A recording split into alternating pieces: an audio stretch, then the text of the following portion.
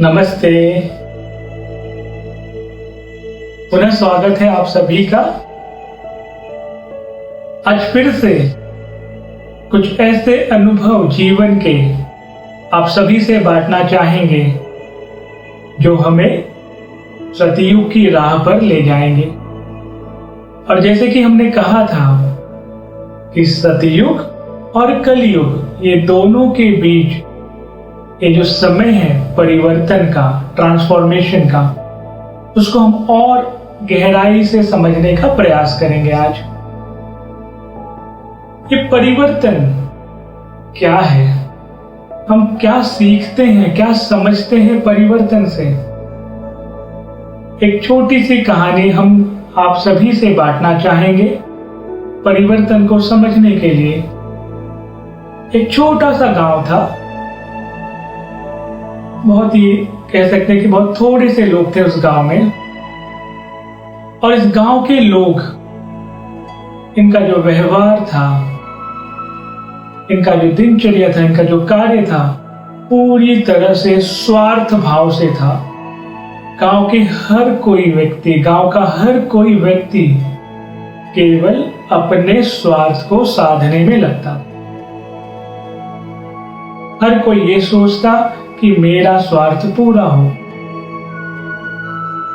मेरा कैसे भला हो, केवल मैं और मेरा, इसके अलावा कोई दूसरा विचार नहीं।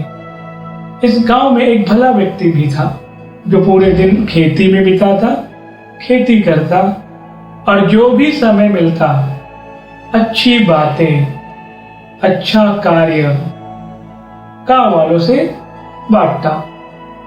लेकिन गांव वाले अपने में ही मस्त थे। उनका एक ही विचार था, मैं खुश तो सब खुश, मेरा स्वार्थ कैसे पूरा हो। इस गांव में एक अच्छी प्रथा भी थी और ये प्रथा यह थी कि एक पूरे वर्ष में एक बार पूरे गांव वासी मिलकर एकजुट होकर तीर्थ यात्रा करने जाते। अगर हम कहें कि कुछ अच्छा कार्य वो करते तो पूरे वर्ष में मिलकर एक साथ तीर्थ यात्रा पर जाते। और हर वर्ष जो हम इस भले व्यक्ति की बात कर रहे हैं, यह भला व्यक्ति नहीं जा पाता क्योंकि इसे अपने खेती से फुर्सत नहीं मिलती। तो हर वर्ष की तरह इस वर्ष भी यह भला व्यक्ति नहीं जा पा रहा था।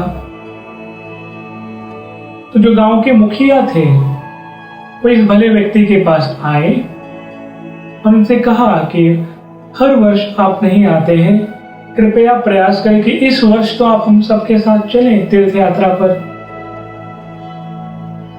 इस भले व्यक्ति ने प्रेम से कहा, क्योंकि मेरी खेती ही मेरे लिए सब कुछ है, मैं पूरा दिन खेतों में रहता हूं और वो कार्य मेरे लिए बहुत महत्वपूर्ण है, इसलिए मैं नहीं आ सकता हूं। लेकिन क्योंकि आप स्वयं आए हैं आग्रह करने, तो मैं आपसे एक रिक्वेस्ट करता हूं, आपसे एक आग्रह करता हूं। और तीर्थ यात्रा पर जाते समय पोटली देते हैं जिसके अंदर कुछ रखते हैं। वो कहते हैं कि ये पोटली आप जहां भी जाएं इसे अपने साथ ले जाएं। आप जिस तीर्थ स्थल पर जाएं वहां पर इस पोटली को अपने साथ ले जाएं। मैं समझूंगा कि मैंने दर्शन कर लिए, मेरी तीर्थ यात्रा हो गई। ये मुखिया प्रसन्नता से पोटली लेते हैं, कहते हैं हम जहां भी जाएंगे अपने साथ इस पोटली को रखेंगे। अब पूरा गांव तैयार हुआ, सब एक साथ गए। मुखिया को जो भले व्यक्ति ने पोटली दी थी अपने साथ रखे हुए थे। तो तीर्थ स्थान पर जहां जहां गांव वालों ने दर्शन किए, स्नान किया, माथा टेका, इस पोटली को भी साथ रखा, इस पोटली को भी स्नान कराया, दर्शन लिए, माथा टेका और अपना तीर्थ पूरा करके गांव वापस आए। तो धन्यवाद अर्पण करने के लिए ये जो भला व्यक्ति है मुखिया के पास जाते हैं। मुखिया बड़े प्रेम से वो पोटली वापस देते हैं वे भले व्यक्ति ने धन्यवाद अर्पण करते हुए कहते हैं कि आप सब ने सच में मुझ पर उपकार किया है कि मैं न जा पाया, लेकिन इस पोटली को आपने तीर्थस्थल कराया, तीर्थस्थान कराया। तो इसलिए मैं चाहता हूं कि आप सब थके होंगे, आज रात का भोजन पूरे गांव के लिए मेरे घर पर होगा। वो भले व्यक्ति सबको आमंत्रित करते हैं अपने घर पर रात्रि के भोजन के लिए। पूरा गांव स्वीकारता है और रात्रि के भोजन के लिए पूरा गांव आता है। सभी को एक साथ बिठाया जाता है और इस भले व्यक्ति ने बड़े प्रेम से दाल, चावल, 2 सब्जी, रोटी बहुत प्रेम से परोसते हैं। सभी गांव वाले बड़े प्रसन्नता से, खुशी से भोजन करते हैं।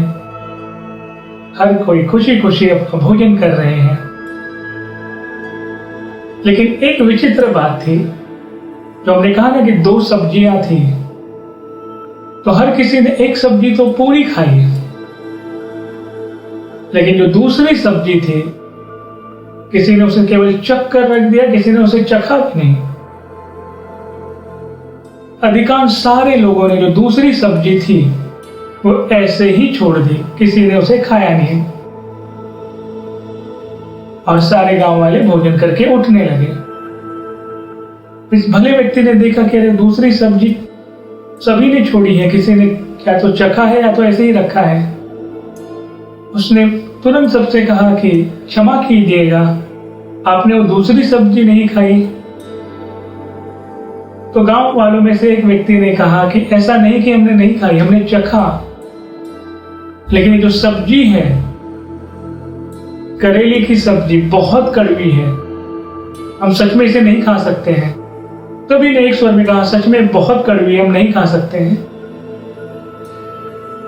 तो इस भले व्यक्ति ने आश्चर्यचकित होकर जवाब दिया, अरे ऐसे कैसे हो सकता है, ये करेले की सब्जी इतना तीर्थ स्थान करके, इतना डुबकी लगा के, इतना माथा टेकने के बाद भी अभी भी ये कड़वी है।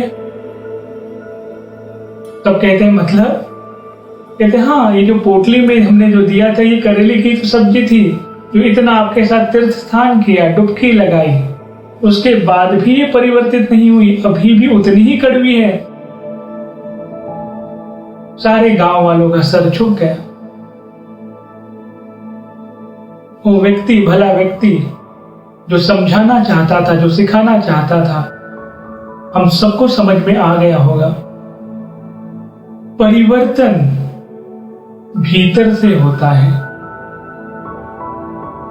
परिवर्तन आपको पूर्णतः सत्य की ओर ले जाता है, प्रेम की ओर ले जाता है। हर किसी के साथ अच्छी भावना से जुड़े, प्रेम से बातें करें, उस ओर ले जाता है। आपका तीर्थ, हमारा तीर्थ हमें यही सिखाता है कि हम परिवर्तित हो भीतर से। ऊपरी तौर से हम माथा ना टेकें, पूरे हृदय से, सच्ची लगन से, सत्यनिष्ठ होकर माथा टेकें। तो परिवर्तन वो है जो आपको भीतर से चेंज लाता है, भीतर से आपको अनुभव कराता है। हम जिस आराध्य से जुड़े हैं, जिस दैविकता से जुड़े हैं, वो हमें क्या संदेश देते हैं? केवल प्रेम का, सत्यनिष्ठता का, हर किसी के आदर करने का। तो आगे का जो मार्ग है वो यही है। सतयुग में आप यही अनुभव करेंगे, हर कोई भीतर से परिवर्तित होगा और यह समय परिवर्तन का है, ट्रांसफॉर्मेशन का है। जो भी जुड़ेगा वो अपने भीतर वह परिवर्तन को अनुभव करेगा। धन्यवाद जुड़ने के लिए। हम पुनः जरूर मिलेंगे एक नए विषय के साथ।